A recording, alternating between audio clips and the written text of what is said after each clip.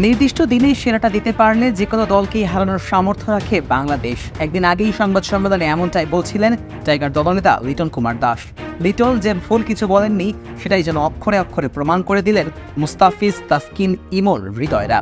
প্রথমে বল হাতে তাসকিনের দুর্দান্ত বোলিং ও মুস্তাফিজের রেকর্ড স্পেলের পর ব্যাট হাতে ইমন, হৃদয়ের ব্যাটিং দৃঢ়তায় অবশেষে পাকিস্তানকে হারালো বাংলাদেশ।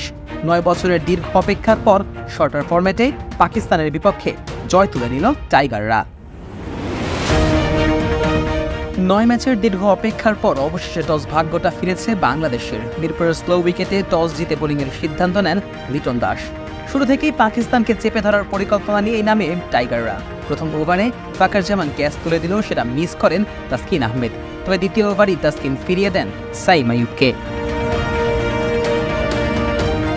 পরের ওভারে মেহেদীর ঘূর্ণিতে কুপকাত হন মোহাম্মদ হারিস। আরেক প্রান্তে তানজিম সাকিব দুর্দান্ত লাইন লেন্থে অস্বস্তিতে ফেলেন অধিনায়ক সালমানকে। একসময় যিনি অসহায়ের মতো উইকেটের পেছনে ক্যাচ দিয়ে বিদায় নেন। পাওয়ার প্লের শেষ ওভারে মুস্তাফিজ তুলে নেন হাসান নেওয়াজকে। পুরো মিরপুর যেন জেগে ওঠে কাটার মাস্টারের সেই চিরচেনা ছোবলে। এরপর একের পর এক ডট বল, দারুণ লাইন আর ফিল্ডারদের তীক্ষ্ণ নজর, সব মিলে দম বন্ধ হয়ে যায় পাকিস্তান শিবিরের। চাপের মুখে রান আউটে কাটা পড়েন মোহাম্মদ নওয়াজ। ফাকার জামান এক প্রান্ত আগলে রাখলেও বারবার জীবন পেয়েও শেষ রক্ষা হয়নি। এক রান আউটেই থেমে যায় তার 34 বলে 44 রানের লড়াকু ইনিংস। ওয়ালটন এখন দেশের সীমানা পেরিয়ে পৌঁছে গিয়েছে 50টিরও বেশি দেশে। ওয়ালটন, ঘরে ঘরে, বিশ্বজুড়ে। এরপর খুশদিল শাহ ও আব্বাস আফ্রিদি কিছুটা প্রতিরোধ গড়ে তোলার চেষ্টা করলেও মুস্তাফিজের জাদুতে ফিকে হয়ে যায় সেই আশাও।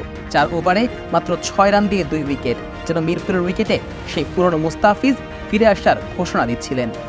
4 ওভারে বাংলাদেশের ইতিহাসে সবচেয়ে কম রান খরচের বোলিংয়ের রেকর্ডটাও এদিন করে ফেলেন কাটার মাস্টার। শেষ ওভারে তাসকিন আরও 2 উইকেট তুললে 110 রানেই গুটিয়ে যায় পাকিস্তান। এই সংস্করণে বাংলাদেশের বিপক্ষে এটি পাকিস্তানের সর্বনিম্ন সংগ্রহ। বল হাতে এদিন তাসকিন আহমেদ ছিলেন দুর্দান্ত, তুলে নেন সর্বোচ্চ 3টি উইকেট। লক্ষ্যটা হয়তো বড় ছিল না, তবে মিরপুরের এই ধীর গতির উইকেটে রান তোলাটা যে সহজ হবে না সেটা ভালো করেই জানতেন লিটনরা। পাকিস্তানি বোলিং আক্রমণের গতি ও বৈচিত্র্য চেপে ধরতে পারে এই শঙ্কাও অমূলক ছিল না।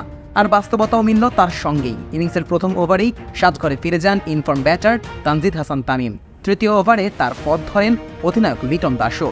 দুজনই পেরেন মাত্র 1 রান করে। 2 উইকেটই তুলে নেন বল হাতে আগুন ঝরানো সালমান মির্জা।